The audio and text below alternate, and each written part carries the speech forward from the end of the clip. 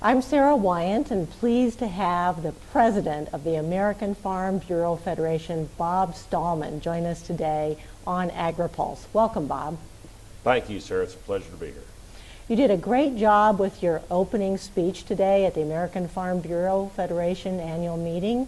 And one of the key points that you teed up was the relevance of rural America.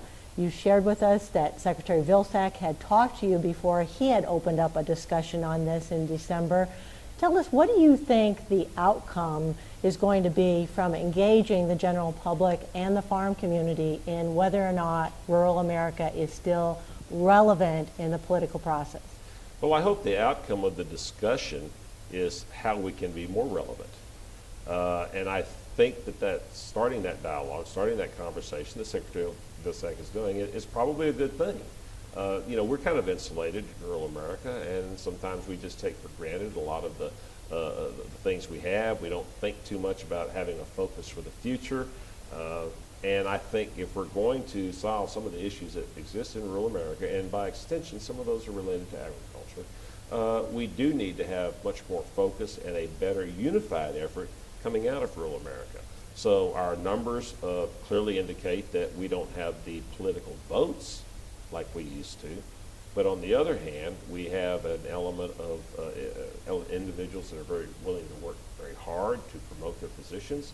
And frankly, we have a lot of solid representatives from those areas that certainly want to help their constituents. And so it's more a problem of, I think, planning and focus. And if we can have the relevance discussion in a way that makes us more relevant, the outcome is going to be positive.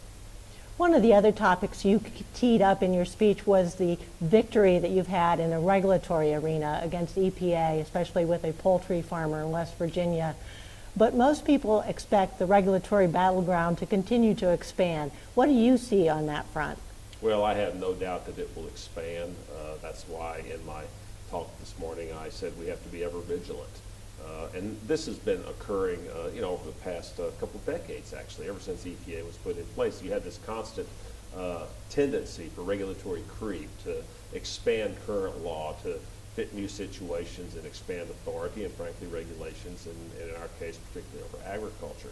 So it's really a twofold effort, right? Maybe threefold. The first is you want to be sure that the law is being followed. In those cases where it's not being followed and the regulations exceed authority under the law, we will challenge those. Then you need to work in the regulation making process, the rule-making process, where we are in there talking about trying to make rules more common sense and less costly. And then the third way is obviously legislation. Legislation is a little bit difficult to achieve given the nature of the Congress now and the gridlock and split that's there in terms of passing regulations that actually help benefit our regulatory environment. But on the other hand, we maybe can stop some things from happening, for instance, such as the attempt to expand the definition of navigable water. So all of these things we have to work at constantly, continually, and I expect we will. One of the other issues that's remaining from 2012 is the extension of the 2008 Farm Bill. Some folks expect that we will just start where we left off and that we'll take the Senate Ag Committee and the Senate passed bill, the House Ag Committee passed bill, and move forward from there. Yet others have suggested that in addition to the food stamp debate, we have to make major changes in the dairy supply management portion of the bill for the House to move it forward. Your view? I think the dairy issue will be one of the key policy issues that will be teed up as we start talking about the 5-year farm bill to follow our 1-year extension here. And I think there's strong feelings on both sides, and this is going to be a contentious issue. But there's some other ones too. I think now that we've had time to look at some of those provisions, there's some concern that the shallow loss program talked about in the Senate may not work really well as a policy position, both in terms of cost and what it may mean in terms of farmer behavior. And so you have to meld those two different approaches that occurred in the House and the Senate with respect to either a deep loss or more of a shallow loss program. And then you have the target price issue, which obviously is important to southern crop producers. And while the House dealt with that, the Senate did not. So we still have a lot of work to do. But it's not an election year, and that may help the process move along a little bit.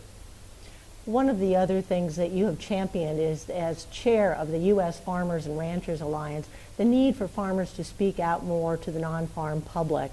And you've brought up the issue of the importance of transparency and communication. What have been a couple of the biggest lessons you've learned since taking over the chairmanship of that group?